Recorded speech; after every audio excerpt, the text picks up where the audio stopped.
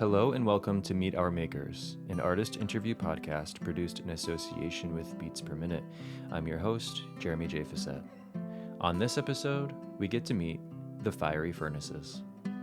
The Fiery Furnaces are a brother-sister duo made up of Matthew and Eleanor Friedberger, who really rose to prominence in the 2000s. They released a pretty well-received debut called Gallows Birds Bark. But then after that sort of alternative, bluesy, garagey rock album, they became a very difficult to define band, mixing a myriad of genres and working very prolifically, releasing experimental epic after experimental epic, and then went on hiatus. And after a very long break, they came back a few years back with a double single, and they've done some touring since then, but they've also reissued one of their most beloved and acclaimed records, Blueberry Boat. Now, the reissue was initially out a couple years ago, but they are repressing another run of it, and they're also on tour right now as just the two of them up on stage, Matthew on piano, Eleanor on vocals. And in this chat, we primarily spend our time talking about this album, Blueberry Boat, as well as their other big one, Bitter Tea, which is also celebrating its 20th anniversary this year. So we had a lot to dive into. These records, if you've heard them, are layered, multifaceted, unpredictable, and really kind of unlike anything else I have really ever heard before or since. And it was really fun to get to catch up with a band that burned so brightly, but only really so briefly before kind of vanishing a little bit for their solo careers. And they did leave me hopeful that there will be more Furnaces work in the future, so fingers crossed there. But more than anything, I'm just a massive fan of both of them, and especially of their work together. And I love Bitter Tea, and I love Blueberry Boat, and I was so excited to get to sit down with them and chat about the histories, the making, the writing, the context, the significance, the lasting legacy, the whatever of these two kind of gargantuan albums. So thank you for listening. This is me meeting the Fiery Furnaces.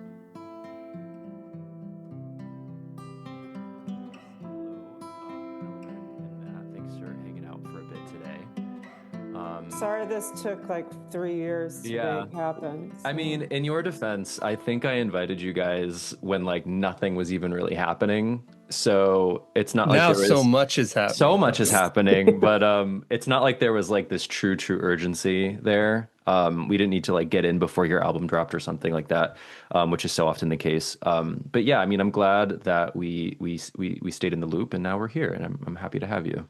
Thank you. Thanks. Yeah, and I mean, I invited you because simply I wanted to have you guys on because I have been a fan of your work for some years.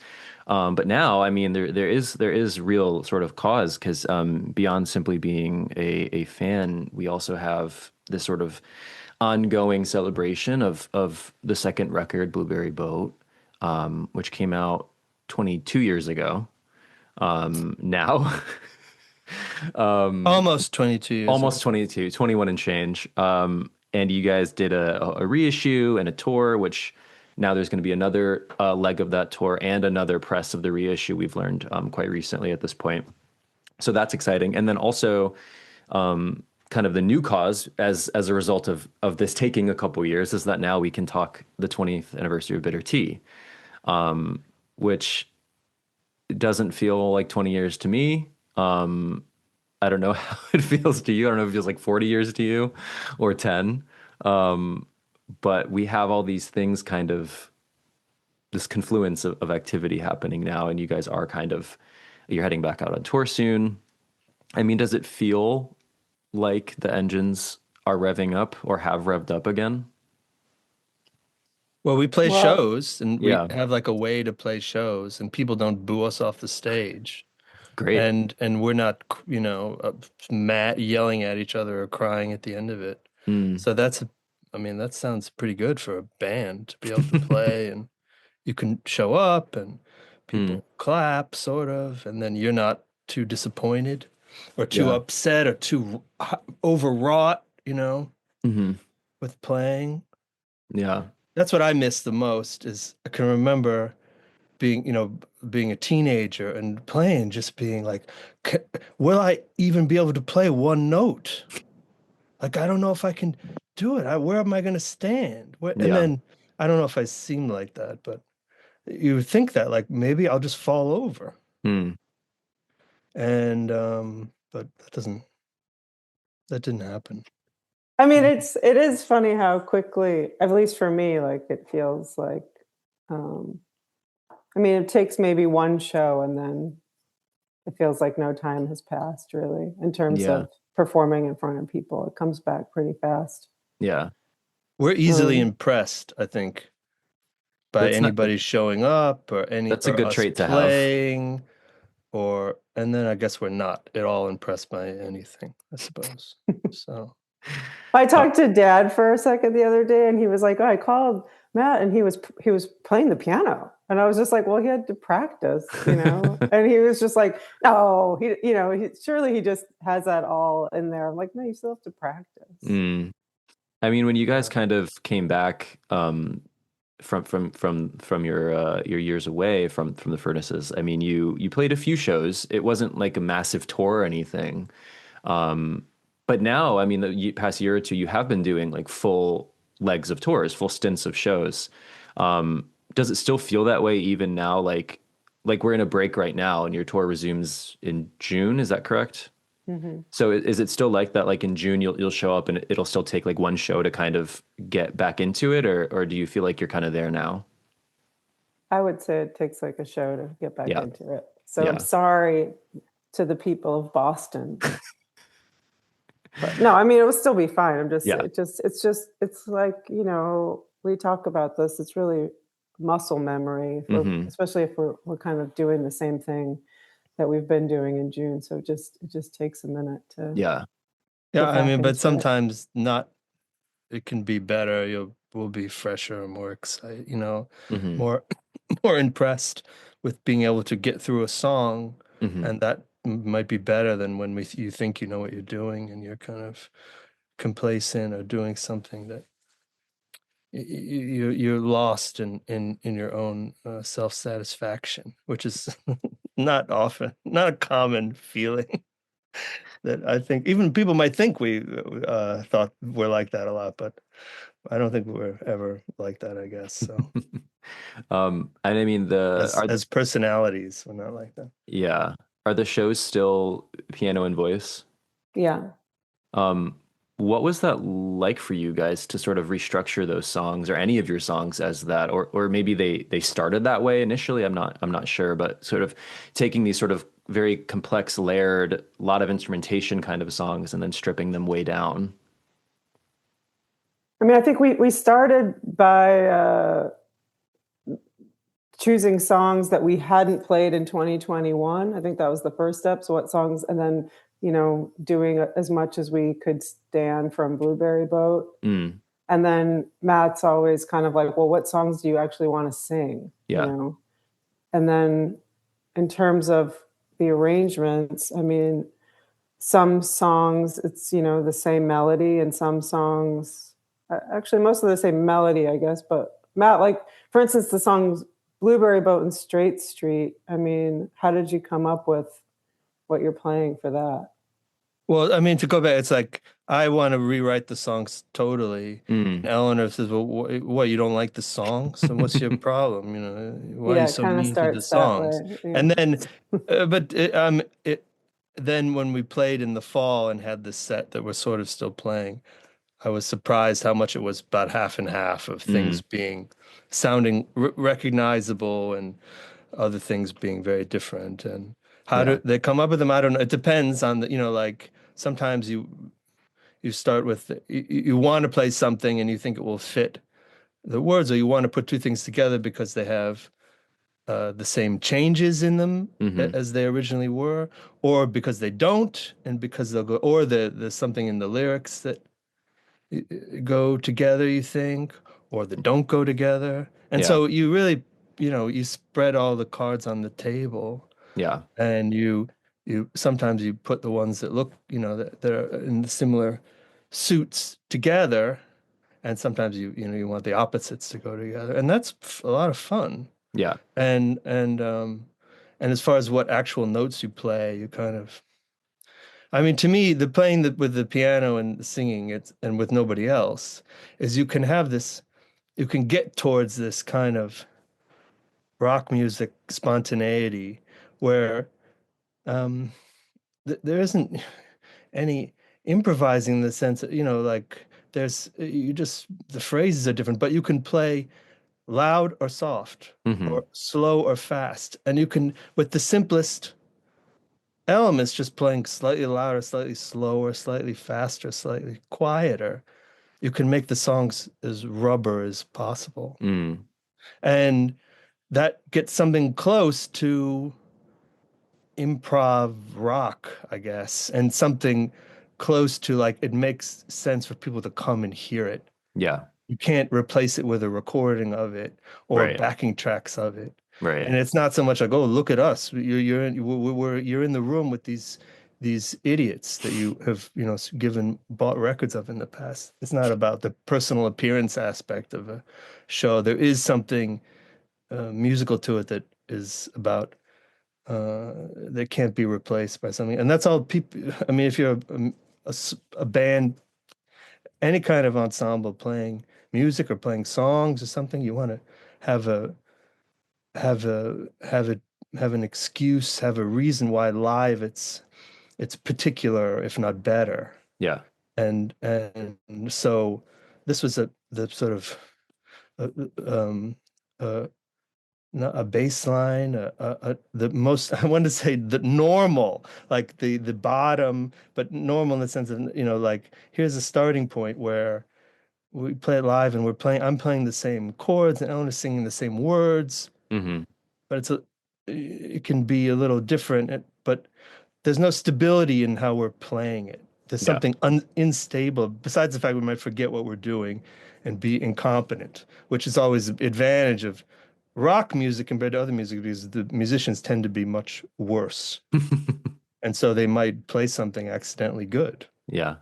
Yeah. So besides that, that can always happen. But so there's something in Most people have said like, "Wow, it's such a treat," or whatever word you want to use, to hear you guys hear the songs, so clearly for the Mm-hmm. first time, kind of thing. Yeah, because it is kind of like I said, like these songs, even like Blueberry Boat, for example, just the song, like, it's 9 minutes, it's very layered, it has a lot of sound, and then to strip that down to just piano and voice, yeah, there's something appealing, I think, to people about that sort of distillation of this very complex thing, and then we get it in this very specific, toned down, not even really toned down, but simplified, structurally kind of way. Maybe it feels kind of like hearing it, kind of like what you both were saying, for hearing an old song we know for the first time in a strange way. Mm-hmm. I mean, you guys have always done live shows. To my understanding, you guys have always done live shows that feel quite different from the records. I mean, your live album, kind of remember, kind of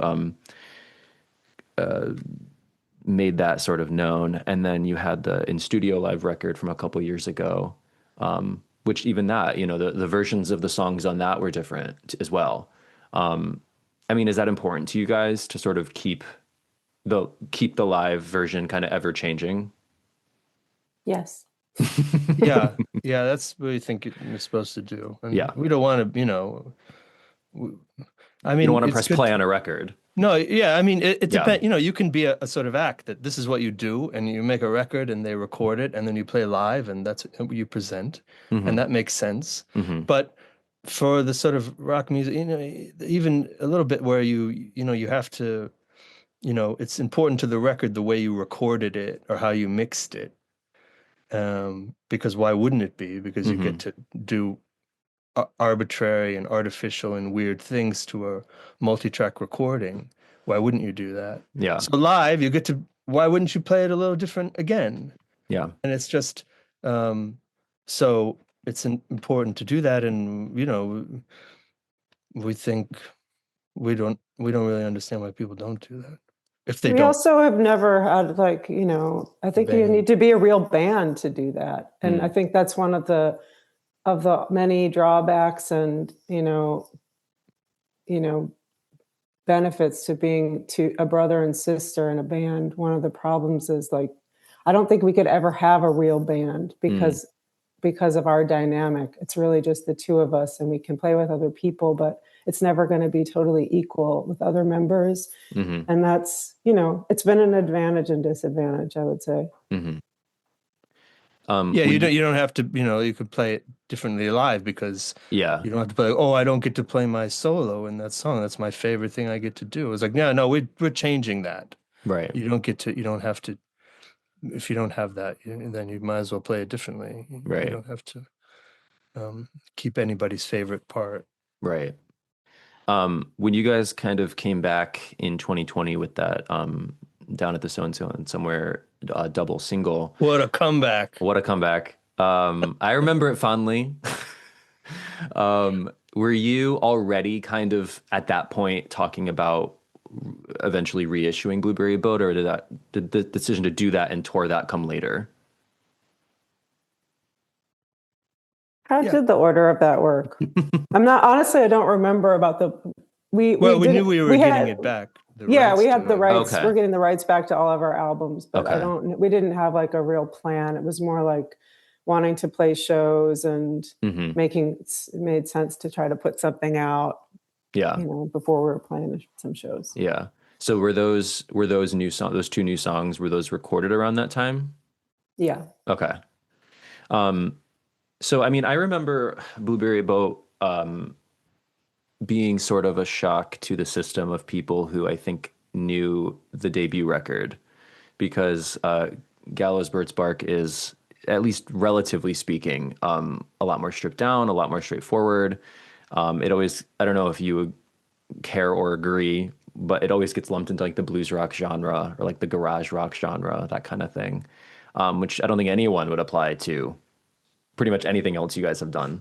Do you remember, like, after that record or whenever you started working on Blueberry Boat, kind of what compelled you to go in the direction of Blueberry Boat, or kind of how you wound up being more fascinated by these sort of multi-phase, complex, kind of ever-changing songs versus the 2-minute sort of rock song? Do you remember, Alan?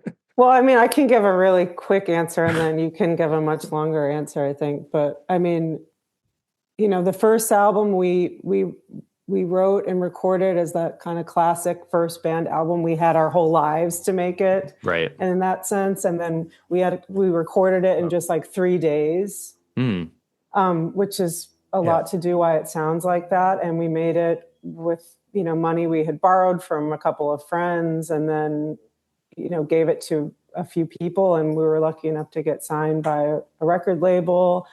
And we started working on Blueberry Boat before Gallows Bird's Bark even came out. Oh, okay. We said, okay, great, you can buy this record, but we want to start making the second one before you get a chance to reject the first one. Yeah, we'd been playing around for enough time where we were already playing some of the songs, like this, My Dog Was Lost, but Now He's Found, for instance. Like were playing that live. And so that's a good example, I guess, because we were playing it in the same style of whatever you want to call it, this like rock and roll-y style. And then when it came time to recording it, I can remember Matt, I was kind of surprised, that we weren't going to record it the way we had been playing it, maybe. So that would be something we could talk about. And I also remember Matt like handing me the lyrics to Straight Street and saying, I think, you're going to sound really good singing this, and looking at the lyrics. And that was kind of the first thing where I was like, wait, what are we singing about again? Like what, the boys from Eric, all these details that was a new step. And I don't remember I don't know what my reaction was, except that like, oh wow, this is different. Yeah, it's funny you say that, because I literally did have a question in here. Like, was there ever a moment where Matt wrote a lyric and you looked at it and you kind of had like an "Are you serious?" kind of moment? Like, I have to make this work. I have to sing these words, because Matt's the lyrics. I mean, all your lyrics are often quite complex and Yeah. verbose. That was the first time. That was the first time that I remember. Yeah. Thinking that. Yeah. And then, go ahead. Oh, I was just going to say, so when we started recording Blueberry Boat, it was like so much in a bubble that we had complete freedom to do whatever we wanted. We'd already signed this contract where we were going to make 5 records, so this was just the next one. And I don't know what Matt's, like I said, he can answer. Like, well, just about that. It was funny because we went and there were these people that we were signed to a label in America and a label in England, but they were the same label, but they didn't actually, they had redundant bosses, kind of, or they were actually 2 separate labels. And we played Kicker Half Done to the guy in New York, very nice man called Keith Wood. And he said, "This is great. I didn't expect this at all." And he liked it. Because he had heard Gallows Bird's Bark at that point. But he thought, "Oh, great. It's different." And I don't think that was the response of the people in London, who were more the bosses, kind of. And so we had a different, but they weren't going to say, well, I don't know what happened. I don't know how much those people talked or what the deal was. But anyway, yeah, I thought it was important that we make something that wasn't, I think, like the bluesy stuff or stuff on Gallows Birds that's like, maybe, like, it's kind of funny to try to be a later period Paul Butterfield's blues band record, something like that. Like, nobody in the city was trying to imitate that, maybe. But a lot of people were it seemed to me, they were trying to imitate other bands and other ways of being cool. And a lot of the music was being talked about like that, like, let's revive this, or let's bring the spirit back of this. And I thought we did have a responsibility to try to, it would be good if we weren't like that. So that was but that wasn't much of a motivation to not, to be different, so you wouldn't be lumped in with another. Because I don't think in the US there was much of that. In Britain, there was a lot of kind of media thing about New York bands or something. But anyway, so I wanted to make a big record, like, and I said that I thought at the time, but I didn't say anything. And maybe I said it to Eleanor, I don't want to make a record that's like, an album. So it's visual, but the analog is big murals, not a narrative, not an opera or a book or a story, but a selection of scenes illustrating, like, horrible American life. Not the worst things. There is some really bad things in Blueberry Boat. But, and so from, like the beginning of Europeans coming to, like in Kicker and Pawpaw Tree, to what's sort of contemporary life that's like in Chris Michaels, though that goes back and forth in time, or Straight Street, and just these idiot Americans going around failing, getting the failure they deserve, kind of, and being sometimes self-pitying about it, and sometimes you have sympathy for the people. And I thought, like some of the lyrics, like to Birdie Brain, and where it's both from our childhoods and also from something could be in the past. Some of it works pretty well, I thought. And then the last song, Wolf Notes, is a song about playing music. But and the satisfactions and frustrations of it for when you're starting, and how primitive and sensual it is to you, like this sort of block, or you get addicted to strumming a guitar, and it's very much like, connected with teenage frustrations of other sorts. And and that's what the record was. And it was kind of like we didn't know how we'd order it. Mm. And there's a couple songs that didn't make it, like Waiting to Know You and Borneo. Oh, okay. And I we didn't know did that. record a version of Waiting to Know, a couple versions of Waiting to Know You. And one is on the reissue of that, along with this intro thing that doesn't exist anywhere else.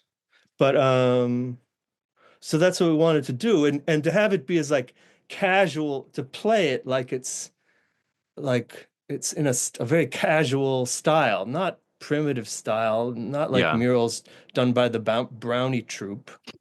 Like I remember Eleanor, like in Lake Street or North Boulevard, there was that one place where the Brownie troupe always did a mural. Do you know what I'm talking about? Yeah, I do. Yeah. And so not like that, but still this real loose style. Yeah. And so to have it be as casual as possible. And so the playing sound really casual, and the singing is casual. And sometimes I really overdid it. Like my singing and playing on 1917, I can't listen to that because it's just so, unintentional. And Birdie Brain too, I remember. I was like, well, I'm not going to do another take. But so I don't like to hear that. But and also have the arrangements be casual, being pretty arbitrary. And so, well, we're going to use this sound, and then the mix, you have elements that are too loud, too soft. So everything is wobbly, or I won't say out of focus, but just has this life to it, as opposed to it being I don't know, so yeah. And but the casualness also comes with the fact that we didn't have a band, Yeah. and like Matt is like playing almost everything. Yeah. So if it has a sound, that's what the sound is. Yeah, but I can play different from that. No, I know, but I'm just saying, like, there were a lot of tracks. Yeah. And we had a lot of time, and but it's mostly Matt playing. Yeah. So, I mean, with either this or a bitter tea, which we'll get to in a second, but did you ever, or even in between, I mean, did you ever feel, or was there pressure to not make songs like you were making them, or were they kind of welcomed? Like, especially by the people making the sort of like big decisions or whatever.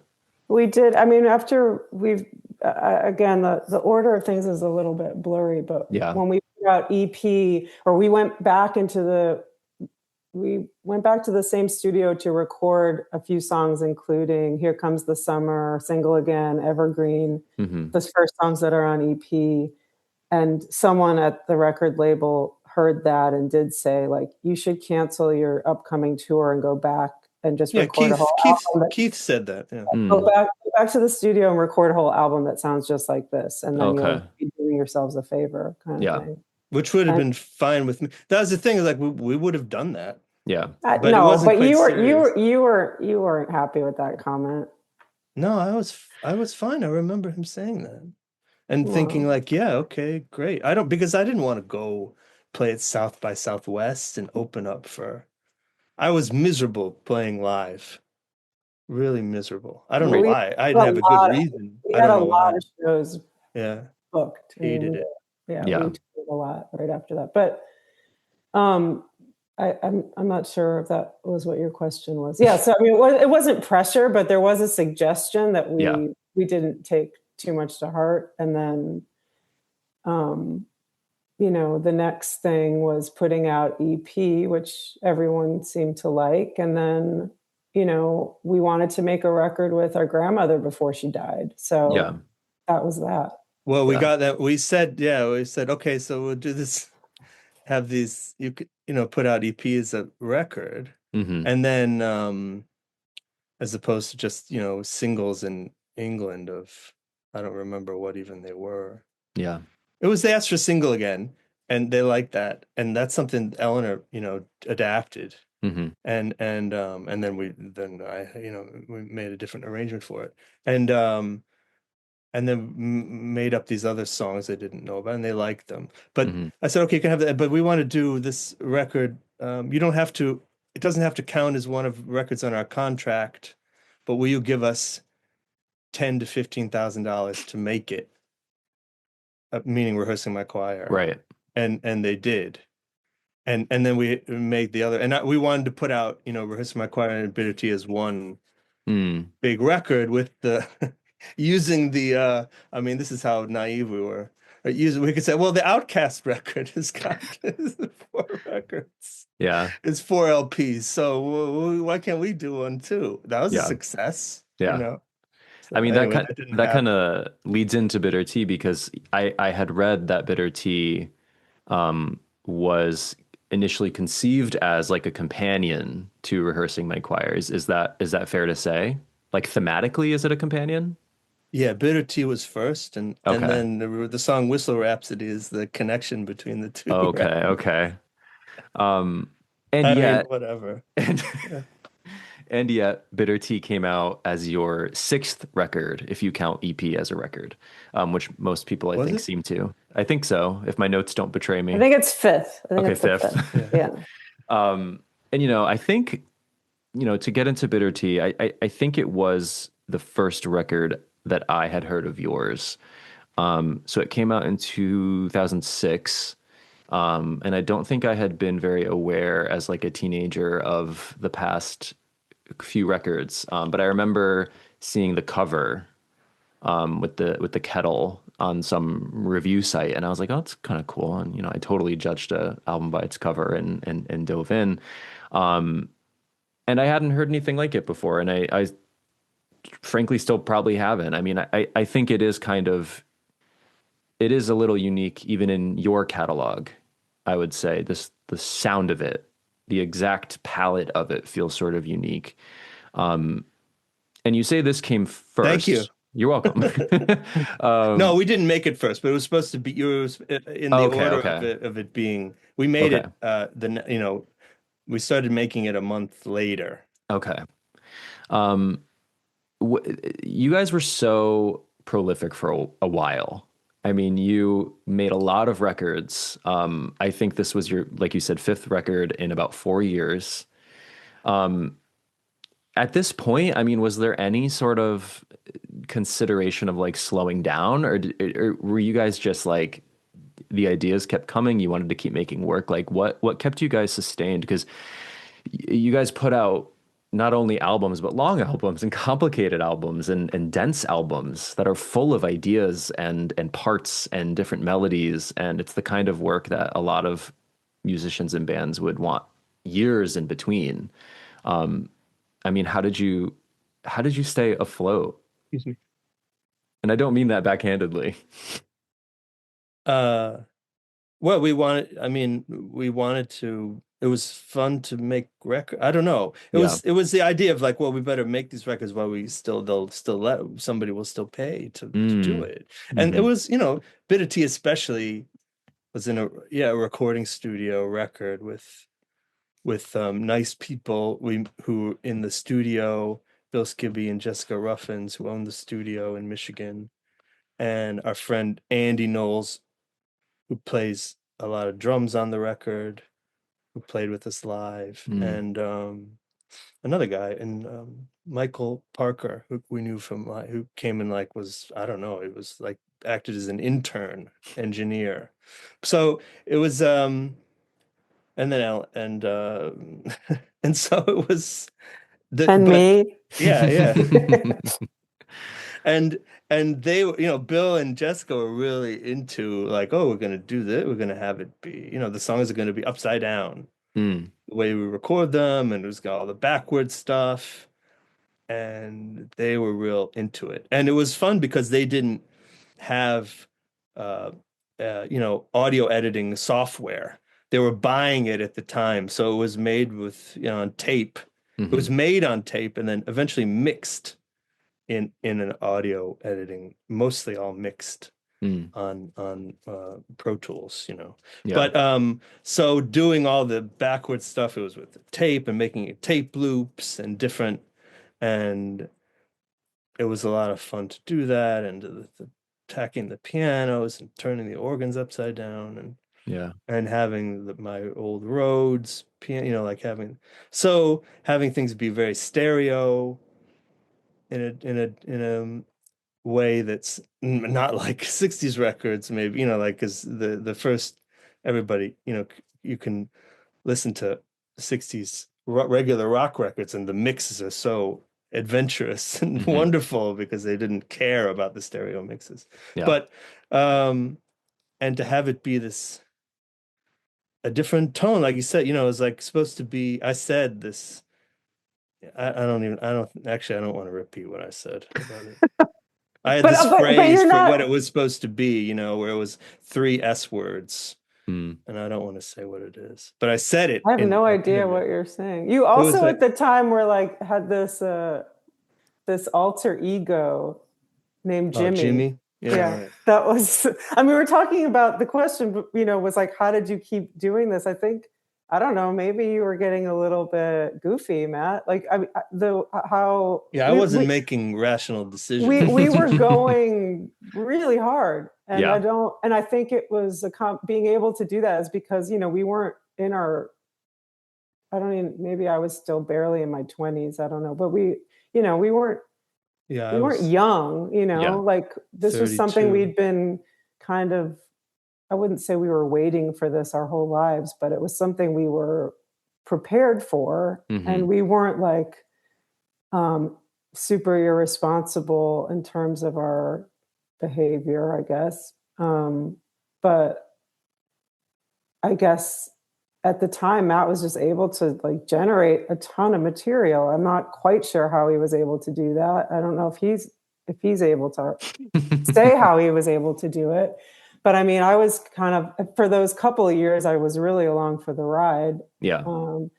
And was helping to facilitate this stuff. But we didn't have anyone saying, don't do this or don't do that. I mean, we had no guidance whatsoever. We just happened to be really lucky with the first studio where we worked in Brooklyn. We kind of had a lot of access to spend as much time as we wanted to there. And then we found these wonderful people in Michigan who had an amazing studio. And we just aligned with them in so many ways and loved being there. And we spent a lot of time there. Yeah. So we were really lucky to have those 2 spaces to work, which we would never have now in a million years. Yeah. I should say that Nicholas and Samara, I say Samara, not Samara. I don't know how to say her. That's who we recorded the first group. Gals Burst Park, and they were really, and especially the second half of making Blue Bow was like making it with Samara, and it's really nice memories for me. And I remember her playing Chief Inspector Blanchefleur to her boyfriend, Theo. Do you remember his name? Yeah, Theo Angel. Yeah, Theo, who's this good looking. He wasn't a tough guy, but he was kind of more rock and rolly fella. And I remember Samara doing like, what do you think of this thing? And then the drum machine comes in for the one part that's nicer, and Samara did a little dance, trying to get him to like it. Sort of, because he was like, yeah, okay, cool, whatever. He didn't care, but it was, it's like, oh, that's nice that she was trying to kind of be like, see, this is nice, this is good. But and those kind of memories go a long way. About stuff and reconciling you to like, well, you could have done this, could have done that. It was like, well, remember there was 1 minute you had fun, but I remember driving back from because the rest of my choir was mixed in San Diego, in a studio where they did commercial jingles. Oh, called Singing Serpent, and it was a very difficult experience. But coming back I don't remember if I was on a train or in somebody's car. And listening to the mix, I was like, oh yeah, okay, this is good. like, okay, check it off. Yeah, worked out. It all worked. Okay, on to whatever is next. And so having that, these kind of things where you don't, that's not interesting to anybody who would have to listen to these records later or want, have them be meaningful in their lives or be something they divert themselves with. But to, when you make them, that's almost what those things are more important to you than like what you were trying to, the feel you're trying to put across or the picture you were trying to make. I won't say like the ideas or the message you were trying to give, but that stuff comes, it buttresses your own idea of whether you did a good job or not, is if you can lean on these little memories. I don't know if that makes any sense to anybody, but but with Bitter Tea, it was I wanted it to be, I said, okay, I'll say the phrase, I wanted it to be, it was supposed to be sissy psychedelic Satanism. And I said, and I said sissy because I thought, that wasn't too offensive a word. I didn't want to say it was queer exactly, because that was unearned. And, but it was supposed to be femme, but I wasn't for me to say that. And rehearsing my choir was supposed to be that way. So I think I don't know if how well it all worked.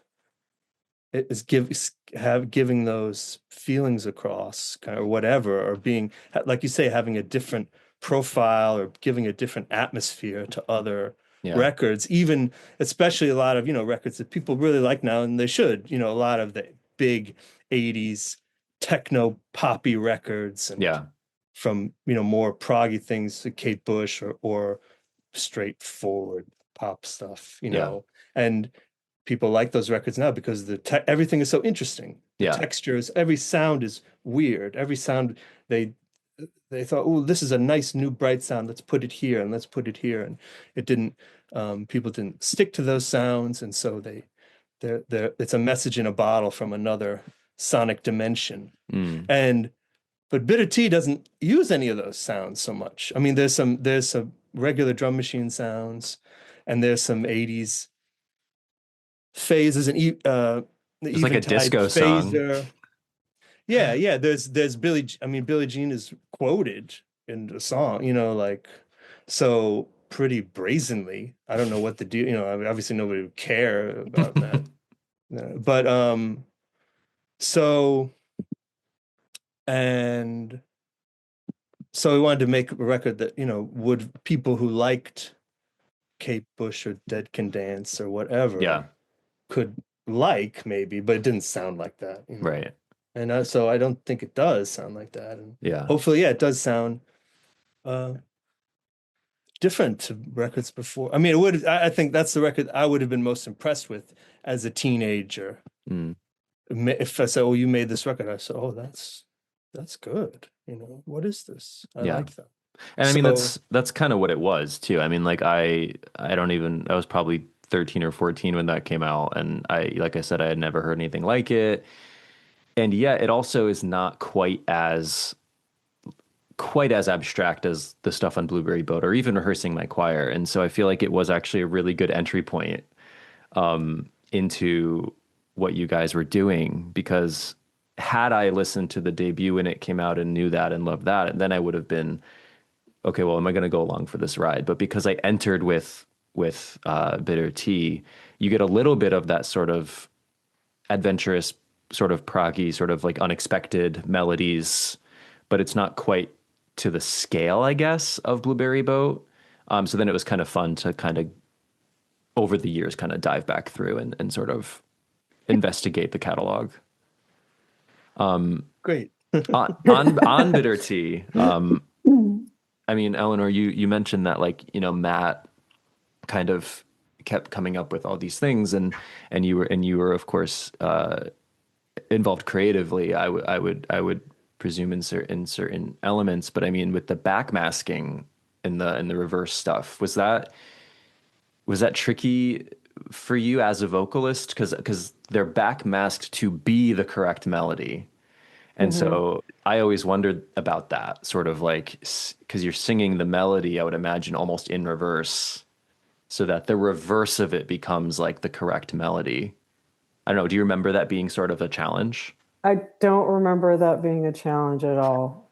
There was only one time you had to sing something that was Yeah. like that you Okay. had to sing it backwards. Okay. As everything else is like, well, I'm sure when we turn it around, it's going to be good. Look, oh yeah, see, it's good. Okay. It was that. I mean, Okay. for the singing, Yeah. It's something that I did recently, though, for a song, a new song of mine that I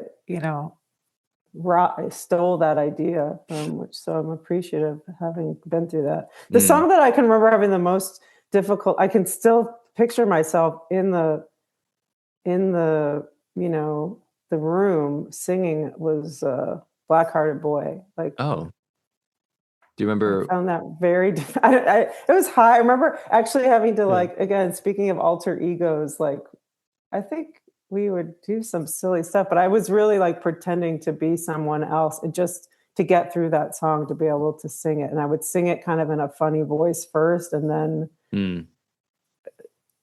I don't know if you remember that, Matt, but yeah. That was a challenge. But then on the flip side, I mean, what is it that you guys remember most fondly about crafting Bitter Tea? I can remember sitting in the room, like writing the lyrics to Benton Harbor Blues, and the line about riding the bike in the snow, like that. I did that, and Matt kind of being like, "Hey, I think there was a moment of like, let's try to do."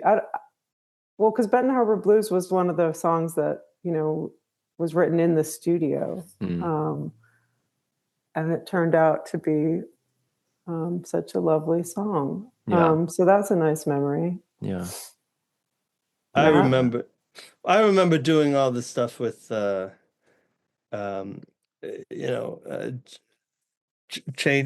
Harbor Blues and Nevers and Vietnamese Telephone Ministry, and it was a thing where it's like, well, why do you want to do, the Bill and Jessica weren't, they didn't think it was such a good idea what I was doing.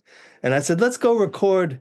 We need some sounds of Lake Michigan for Benton Harbor Blues. How can we need Lake Michigan to be?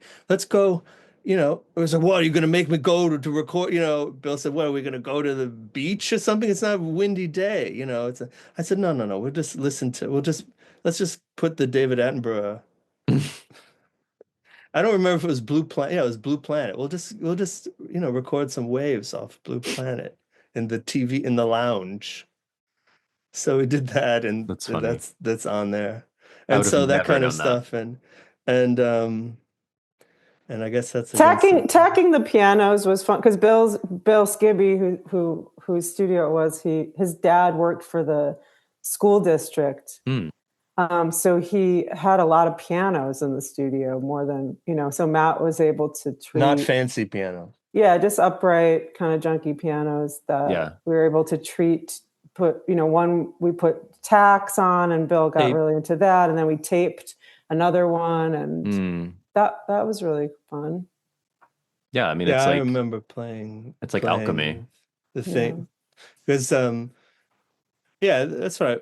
Playing, and I'm in no mood. The piano slowed down and sped up. One piano slowed down and one sped up to sound lower and higher. And the song "Bitter Tea," that was my thing. I was like, oh, I'm going to put tape here, and it's going to sound this way, and it sounded really nice. Yeah. Well, it sounded nice because Bill made it sound nice, or Parker too. Like the way they recorded it, but the sound was good, and so doing a lot of that stuff, and Leslie guitar and all things that are normal, but just the beatbox. Parker, it's the beatbox. The drums of on Wayne to Know You is somebody beatboxing. Oh, I never knew that. Yeah, and that's him doing that. This was 6/8, because we couldn't use a drum. We didn't know how to put a drum machine in a 3/4 6/8 time. No, but the idea was always for him because I knew he did that. Okay. And so, well, you have to have a chance to do that. Yeah. And that he's one very was rich from the royalties from that. and that one was one of the ones that you had intended for Blueberry Boat, but kind of went on to Bitter Tea. Yeah. Yeah, but I'm very glad that those two are on. Right. Oh yeah, no. I mean, me too. Because they wouldn't have sounded this like they do on Bitter Tea. Right. Recording them before, but have you guys or are you considering a reissue of that one? Yeah, we made a tape of it. Okay. We did a cassette of it. Oh, okay. But maybe we'd do another, a nicer one. The problem with all these albums we made, like you said, they're all so long. So in order to make really nice reissues, they, ideally they would be triple records. Right. And it's just really expensive. Yeah. So I know. Yeah. I don't know. I mean, that is really the issue. We would love to do triple records. We would have loved Blueberry Boat to be a triple record. It's completely cost prohibitive for us to do it. I mean, literally, I had at the beginning of my notes, I mean, we have all these anniversaries because you released these huge records so close together. And so, I mean, it probably is a bit ridiculous for anyone to expect like full vinyl reissues of every single Fiery Furnaces record, at least right now, or as the anniversaries come, because there's just so many and they are so long. I mean, Widow City is next, and that's a long one too. Yeah. So I really like with Bitter Tea is we did have a what's his name, the label in the US. Fat Possum put it out in the US. Vinyl, yeah. There was and the I really like the first LP of it because the sequence is the sequence of the side one is Little Thatched Hut, Teach Me Sweetheart, and Waiting to Know You, and then side two is I'm in No Mood, Blackheart, Homie, Bitter Tea, and that's my favorite record that we did. That the Fiery Furnaces did. Although I have no idea how many of those were pressed, but Matthew Johnson from Fat Possum was such a wonderful lunatic that he agreed to making these copies that are origami. The record sleeves fold out to this origami thing that like. It was from a Ike-Tina. Right? Yeah, it was his idea. Oh wow. Yeah. Have you guys revisited that record at all lately? Which one? Bitter Tea. You mean played songs from? Like re-listened to it to kind of get back into it. Song to song, yeah. I've listened to it. Yeah. I mean, does that? I like it. I was gonna say, does that sort of? That's does what that I can listen to. Does that like not sit well with you guys? Or you don't like listening to your old work? Well, or not? I was I don't know. I was nervous about listening to Blueberry Boat, and I didn't want to look at the lyrics on the lyric sheet. But then I looked at them and I was like, oh, this is, I guess I knew what I was doing. This isn't so bad. And then listening to it, I was like, oh, this. I like Bitter Tea. I think it. I like. Yeah, I would say like there's 4 or 5 songs that I would say hold, like I would if someone was gonna, I don't know what the scenario would be, but those are the well, no, just I would say these are I'm proud isn't even the word, but I would say like, no, these sound really cool. I'm really like happy to have my name on this. Yeah. And I would probably choose, a couple of those songs over any others. That's I mean, I like, it's funny how, you do remember, little sequences on these records. They're like, oh, that, like on Gallows Birds, I like, I'm Going Away and Leaky Tunnel and Up in the North. Like that sounds good to me now. I've heard, and on Blueberry Boat, it's a little different, but it doesn't sound, it's like, oh, that sounds good. And but you put on like Little Thatched Hut or I'm in No Mood, and I don't think that sounds like any other band or music or absolutely. And I not in a way that's just like contrarian or something, but it sounds really good. Yeah. I like them. Yeah. So maybe no full vinyl reissue, but definitely, keeping Maybe we'll do it, but I guess maybe it's not in time for right. because we I guess we have to we would I don't know. Yeah. Oh, we do 2036. Yeah.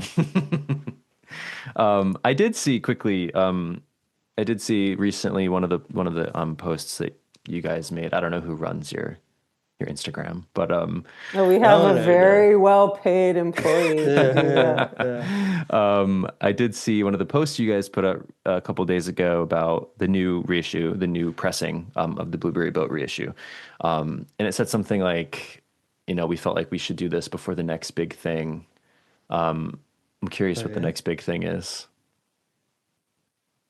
Well, What we did have a that? few What did you say? options. No, I said I that, don't know we that. wanted to make more Blueberry Boat. I mean, because people were saying like, what about EP? What about Bitter Tea? And Right. it made it financially, and not just financially, but it made more sense to make more Blueberry Boats before we either,